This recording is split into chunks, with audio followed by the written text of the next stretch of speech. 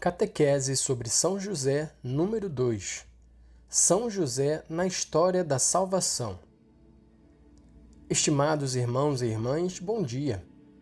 Na quarta-feira passada, começamos o ciclo de catequeses sobre a figura de São José. O ano dedicado a ele está a findar. Hoje, continuamos este percurso, centrando-nos no seu papel na história da salvação. Jesus é referido nos evangelhos como filho de José e filho do carpinteiro. Os evangelistas Mateus e Lucas, ao narrarem a infância de Jesus, dão espaço ao papel de São José. Ambos compõem uma genealogia para realçar a historicidade de Jesus. Mateus, dirigindo-se sobretudo aos judeus cristãos, parte de Abraão e chega a José, definido como o esposo de Maria, de quem nasceu Jesus, que se chama Cristo. Lucas, por sua vez, remonta até Adão, começando diretamente por Jesus, que era filho de José, mas especifica, como se supunha. Portanto, ambos os evangelistas apresentam José não como pai biológico, mas como pai de Jesus a pleno título. Através dele, Jesus cumpre a história da aliança e da salvação entre Deus e o homem. Para Mateus, esta história começa com Abraão. Para Lucas, com a própria origem da humanidade, isto é, com Adão. O evangelista Mateus ajuda-nos a compreender a figura de José, embora aparentemente marginal, discreta, em segunda linha, representa, antes de tudo, um elemento central na história da salvação. José vive o seu protagonismo sem nunca querer apoderar-se da cena.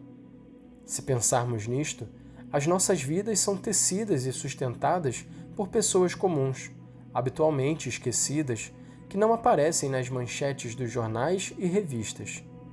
Quantos pais, mães, avós e avós, professores mostram às nossas crianças, com pequenos gestos e com gestos do dia a dia, como enfrentar e atravessar uma crise, readaptando hábitos, levantando o olhar e estimulando a oração. Quantas pessoas rezam, se imolam e intercedem pelo bem de todos. Assim, todos podem encontrar em São José o homem que passa despercebido, o homem da presença diária, da presença discreta e escondida, um intercessor, um apoio e um guia em tempos de dificuldade. Ele lembra-nos que todos aqueles que aparentemente estão escondidos, ou na segunda linha, têm um protagonismo inigualável na história da salvação.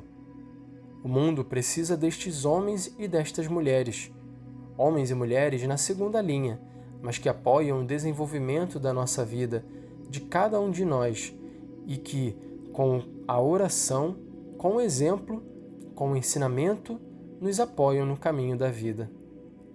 No Evangelho de Lucas, José aparece como guardião de Jesus e de Maria. E por esta razão, ele é também o guardião da Igreja. Mas se foi o guardião de Jesus e de Maria, trabalha, agora que estás nos céus, e continua a ser o guardião, neste caso, da Igreja. Porque a Igreja é o prolongamento do corpo de Cristo na história, e ao mesmo tempo, na maternidade da Igreja, espelha-se a maternidade de Maria. José, continuando a proteger a Igreja, por favor, não vos esqueçais disto.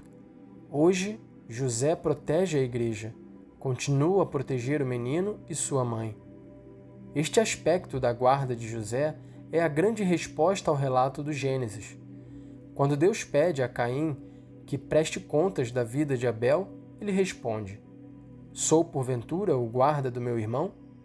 José, com a sua vida, parece querer dizer-nos que somos sempre chamados a sentirmos-nos guardas dos nossos irmãos, guardas dos que nos são próximos, daqueles que o Senhor nos confia através das muitas circunstâncias da vida. Uma sociedade como a nossa, que foi definida líquida, pois parece que não tem consistência. Eu corrigiria aquele filósofo que cunhou esta definição e diria: mais do que líquida, gasosa, uma sociedade propriamente gasosa. Esta sociedade líquida, gasosa, encontra na história de José uma indicação muito clara da importância dos vínculos humanos. De fato, o Evangelho narra-nos a genealogia de Jesus, não só por uma razão teológica, mas também para recordar a cada um de nós que a nossa vida é constituída por laços que nos precedem e acompanham. O Filho de Deus escolheu o caminho dos vínculos para vir ao mundo, a via da história. Não desceu ao mundo magicamente, não. Percorreu o caminho histórico que fazemos todos nós. Estimados irmãos e irmãs, penso em tantas pessoas que lutam para encontrar relacionamentos significativos na sua vida e, para isso mesmo lutam, sentem-se sozinhas. Falta-lhes força e coragem para ir em frente. Gostaria de concluir com uma oração que ajude a eles e a todos nós a encontrar em São José um aliado, um amigo e um apoio. São José, vós que guardastes o vínculo com Maria e Jesus, ajudai-nos a cuidar das relações na nossa vida, que ninguém experimente o sentimento de abandono que vem da solidão, que cada um de nós se reconcilie com a própria história, com aqueles que nos precederam e reconheça, inclusive, nos erros cometidos, um modo pelo qual a providência abriu seu caminho e o mal não teve a última palavra. Mostrai-vos amigo para aqueles que mais lutam, e como apoiastes Maria e Jesus nos momentos difíceis, assim apoiai também a nós no nosso caminho. Amém.